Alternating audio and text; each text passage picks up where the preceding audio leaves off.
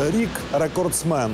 2017-й виявився найбільшим по кількості природних катастроф. Вони траплялися практично щодня. А ще завдали збитків на астрономічну суму – понад 300 мільярдів доларів США. Попри це, від катаклізмів загинуло відносно небагато людей – менше 10 тисяч. Значною мірою через те, що рятувальні служби навчилися працювати швидко і ефективно. –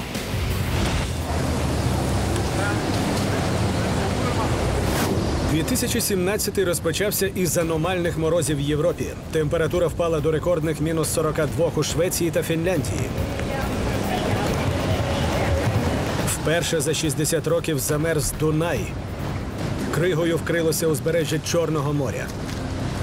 У результаті небувалих холодів загинула 61 людина.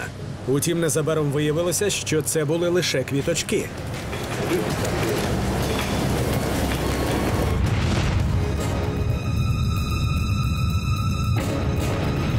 У січні центральну Італію сколихнули 4 землетруси силою від 5,2 до 5,7 бали. Всі вони стались за менш ніж 5 годин. Я на дворі спав цю ніч. Ми дуже налякані авторшоками. Не знаємо, що тепер робити. У мене слів немає.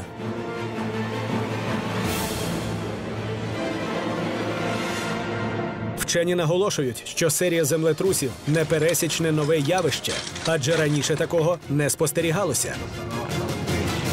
Невелика кількість загиблих, більше 30, значною мірою заслуга рятувальників, які швидко розібрали завали.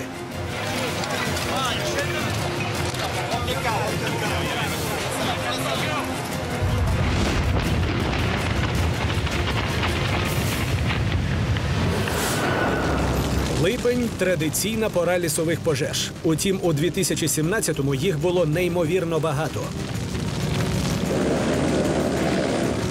У липні в провінції Британська Колумбія у Канаді вперше за 14 років оголосили надзвичайний стан. Горіло понад 1 мільйон гектарів лісу. Це найгірший день моєї кар'єри. Ми всі спустошені. Потрібен час на те, щоб прийти до тями.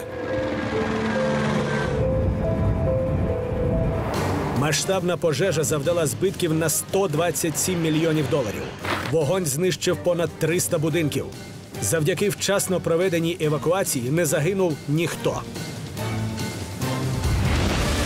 У серпні-вересні уже традиційні повені у Азії.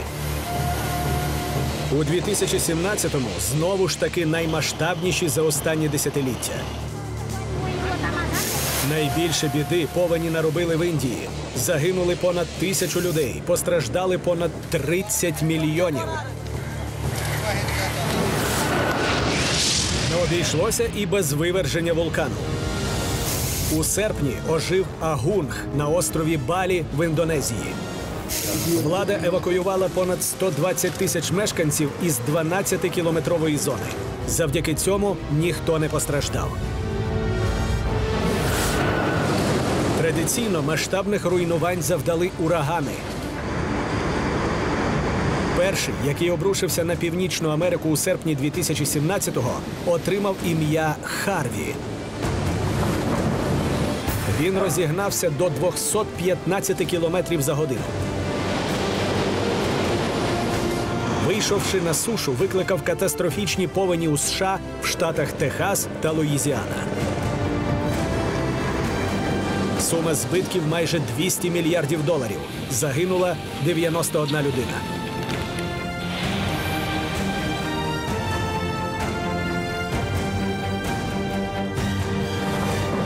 Але не встиг Харві ущухнути, як острови в океані та американську Флориду атакував ще потужніший ураган з м'яким жіночим ім'ям Ірма. Вона розігнала потоки повітря до швидкості 295 кілометрів за годину. Загинуло 134 людини.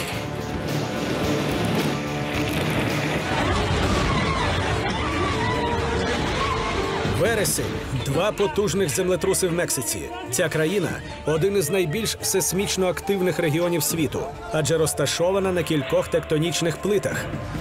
8 вересня у затоці Теуантепека стався найпотужніший землетрус 2017 року. 8,2 бали з 10 балів. Утворилося цунамі висотою 2 метри. Десятки тисяч пошкоджених будинків, але лише 98 загиблих. Через 11 днів новий поштовх. Менший за силою, проте значно смертельніший. Уже 370 загиблих.